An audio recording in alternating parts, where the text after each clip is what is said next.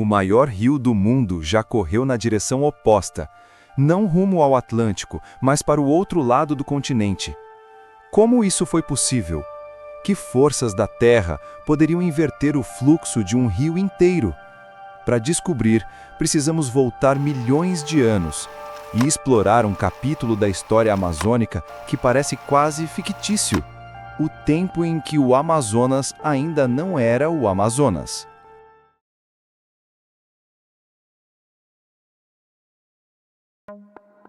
Entre 24 e 16 milhões de anos atrás, durante o início do Mioceno, a Amazônia era irreconhecível. Os rios que hoje cruzam o continente fluíam para o oeste, em direção ao Caribe, e não para o Atlântico. O cenário era moldado pelo soerguimento dos Andes e por um fluxo constante de sedimentos vindos tanto da cordilheira quanto do cráton amazônico. Geólogos chamam essa fase de flúvio lacustre da bacia amazônica. Por volta de 16 milhões de anos atrás, surge o sistema Pebas, um enorme conjunto de lagos e pântanos que cobria mais de 1 milhão de quilômetros quadrados. Imagine o Pantanal multiplicado por dezenas de vezes, estendendo-se do atual Peru até o Brasil. Ali viveram moluscos endêmicos, crocodilos gigantes como purossauros e peixes extraordinários, muitos preservados como fósseis. A região era isolada, um superpantanal sem saída para o oceano, onde a deposição de sedimentos e matéria orgânica criavam um ambiente único para a vida e para a fossilização. Barreiras geológicas, como as montanhas associadas aos arcos de Purus, Volpés e Gurupá, e os Andes, funcionavam como muralhas naturais, mantendo a água represada. E o clima da época intensificava a erosão nos Andes, aumentando o volume de sedimentos depositados no enorme Pantanal. Imagine sobrevoar aquela Amazônia. Um labirinto interminável de lagos, pântanos e canais desconexos. Maior que a soma das áreas da França, Alemanha e Espanha. Um continente moldado por forças tectônicas e climáticas, pronto para uma transformação radical. Mas como um sistema tão gigantesco e aparentemente estável poderia mudar de direção? Que forças foram capazes de transformar lagos e pântanos sem saída em um rio transcontinental? A virada ocorreu entre 10 milhões e 7 milhões de anos atrás, no final do Mioceno. O Amazonas deixou de correr para o Caribe e começou seu caminho para o Atlântico. O primeiro motor dessa mudança foi o soerguimento dos Andes. À medida que a cordilheira crescia, a erosão despejava cada vez mais sedimentos no interior da bacia amazônica. Isso provocava uma flexão da litosfera e o afundamento do sistema Pebas. O pântano represado começou a transbordar, forçando a reorganização das drenagens. Modelos mostram que esse processo, sozinho, já poderia explicar a inversão fluvial. Mas havia ainda obstáculos. A principal barreira era o Arco Gurupá, próximo à atual foz do Amazonas.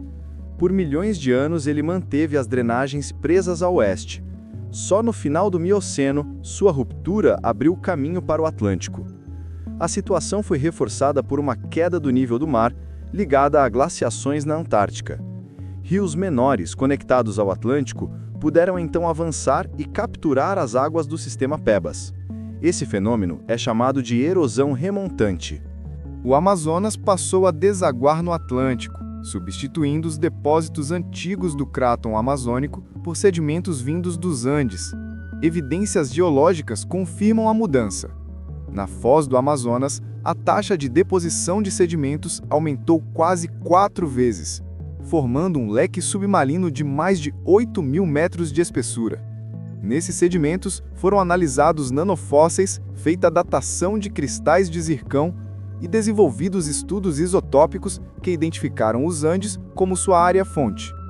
Nascia o maior rio do planeta, com 6.900 quilômetros de extensão e uma bacia hidrográfica de mais de 7 milhões de quilômetros quadrados. Mas a inversão do Amazonas não foi apenas uma mudança geográfica. Qual foi o impacto sobre a vida e os ecossistemas da região? E que mistérios ainda permanecem sobre esse processo épico? A reversão do rio Amazonas remodelou a biodiversidade amazônica. Espécies isoladas no sistema PEBAS ganharam novos caminhos, expandindo-se ou adaptando-se a nichos distintos. O resultado foi a formação da Amazônia como o maior reservatório de fauna e flora do planeta. Transformações semelhantes ocorreram em outros rios, como o Congo e possivelmente o Mississippi, mas nenhum atingiu a escala amazônica.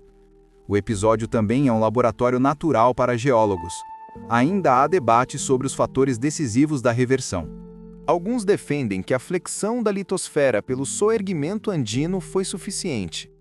Outros apontam a erosão remontante e a queda do nível do mar como os principais motivos. Entre os mistérios restantes estão a cronologia precisa do processo e o papel das mudanças climáticas globais. A cronologia entre 10 e 7 milhões de anos é consensual. Mais detalhes de quão gradual ou abrupta foi a reversão ainda estão sendo estudados. Se até o maior rio do mundo já mudou de rumo, o que isso nos diz sobre a instabilidade e a força transformadora do planeta? O Amazonas é um lembrete de que nada na Terra é definitivo. Oceanos avançam e recuam.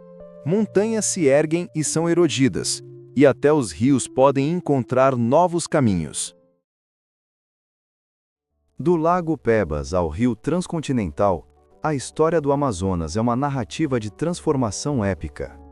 O que antes era um pântano confinado passou a ser o maior rio do mundo. Moldando ecossistemas, transportando vida e influenciando o clima global. Cada sedimento, cada meandro e cada floresta às margens do Amazonas carregam a memória dessa virada. Compreender essa história nos lembra que a Terra está sempre em movimento e que até o maior rio pode, um dia, mudar novamente de rumo.